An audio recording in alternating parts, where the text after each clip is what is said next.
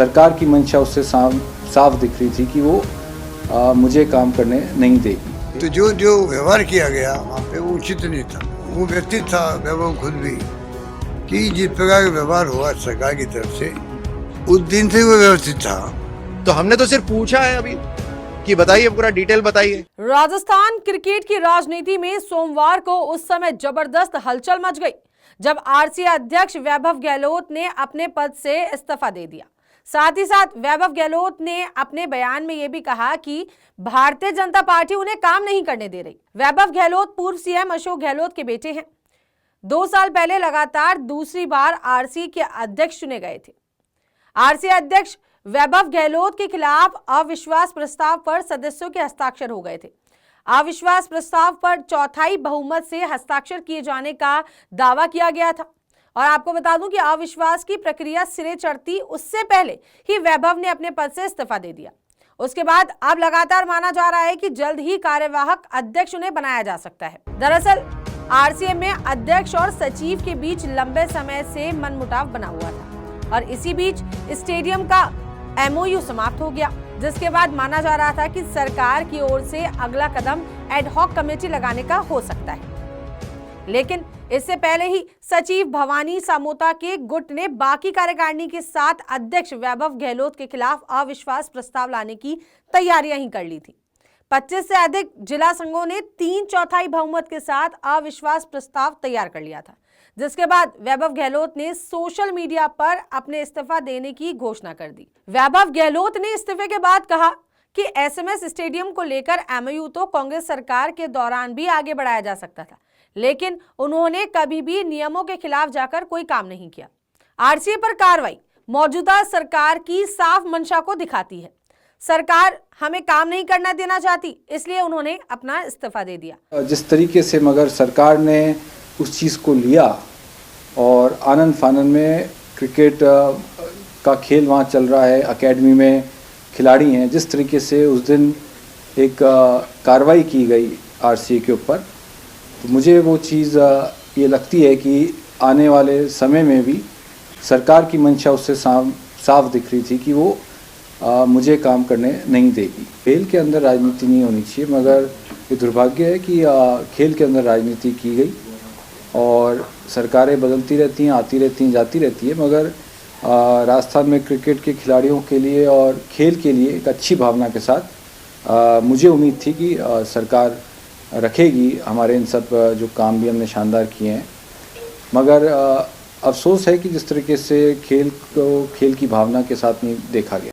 अब इसी बीच में आप देखेंगे, आगे बढ़ते हैं तो वैभव गहलोत के इस्तीफे के बाद में राज्यवर्धन सिंह राठौड़ ने अपनी प्रतिक्रिया दी है और उनके इस्तीफे पर उन्होंने पलटवार भी किया है। तो मुझे तो ये खबर दी गई कि जो सेक्रेटरी स्पोर्ट्स काउंसिल है उन्होंने रजिस्ट्रार ऑफ सोसाइटी को कहा कि आप इनसे पूछिए कि अभी तक इन्होंने अपने ऑडिटेड अकाउंट्स क्यों नहीं दिए और उसके अलावा भी जो अभी तक बकाया है कई सालों से वो क्यों नहीं दिया। और जो राजस्थान का स्पोर्ट्स कोड है, जो स्पोर्ट्स एक्ट है, वो बिल्कुल स्पेसिफिक है कि किन बातों के ऊपर फेडरेशन को निरस्त करा जा सकता है। उसके अंदर फाइनेंशियल बंगलिंग यानी फाइनेंशियल जो ऑडिट है उसके अंदर अगर छेड़छाड़ है तो वो एक कारण बन सकता है। तो हमने तो सिर्फ पूछा है अभी कि बताइए, पूरा डिटेल बताइए। वैभव ने अपने पत्र में कहा, राजस्थान क्रिकेट संघ में अविश्वास का माहौल बनाने का प्रयास शुरू किया गया। इससे प्रदेश में क्रिकेट का जो सकारात्मक माहौल बना हुआ है उसको खराब होने का भी अंदेशा हो गया है। ऐसे में उनके लिए यह असहनीय है कि राज्य में आईपीएल के मैचों पर कोई भी किसी भी तरीके का संकट आए और क्रिकेट को नुकसान हो। अंत में राजस्थान क्रिकेट संघ के अध्यक्ष पद से उन्होंने जो है स्वयं इस्तीफा दे डाला। उधर वैभव के इस्तीफे के बाद में पूर्व मुख्यमंत्री अशोक गहलोत ने भी अपने बेटे के बचाव के लिए अपनी बात कही और उनका बीच बचाव करते हुए नजर आए। तो क्या कहा है अशोक गहलोत ने, देखिए इस वीडियो में। हमारी सरकार चाहती तो 15 साल बहुत बढ़ा सकती थी, हमने तो बढ़ाया नहीं क्योंकि रूटीन में काम चले।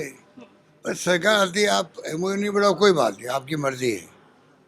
आप प्रॉपर नोटिस देते, जवाब मिलता, फिर आप टाइम देते, हम आपके जवाब संतुष्ट नहीं है, नहीं बढ़ाना चाहते हैं, एमओयू हम एक्सटेंड नहीं करेंगे, और हमने फैसला कर लिया सरकार ने, और अब आप 7 दिन में खाली कर दीजिए।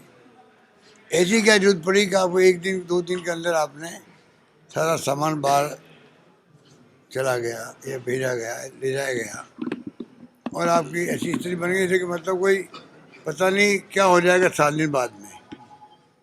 तो जो जो व्यवहार किया गया वहाँ पे वो उचित नहीं था। गहलोत जी, लग रहा है सरकार नाकाम। अब उसने जो इस्तीफा लिया वो व्यक्ति था, वैभव खुद भी, कि जिस प्रकार का व्यवहार हुआ सरकार की तरफ से, उस दिन से वो व्यवस्थित था कि एक तो अच्छा काम करो, आईपीएल मैच लेके आए, अंतर्राष्ट्रीय मैच लेके आए, 400 या 300 करोड़ रुपए वेदांता ग्रुप से हमने बात करके स्वीकृत करवाए, 60 करोड़ रुपए लग भी चुके हैं। एक नया स्टेडियम बना जयपुर के अंदर, जो दुनिया का तीसरा बड़ा स्टेडियम होगा। जोधपुर में बड़ा स्टेडियम बन गया, मैच होने लग गए, उदयपुर में बन रहा है, और एक प्रकार माहौल अच्छा बन रहा था नौजवानों के लिए। अब आपने जो अभी इतना दबाव डाला गया जिस रूप में, कोई जरूरत नहीं थी आपको अविश्वास प्रस्ताव लाने की।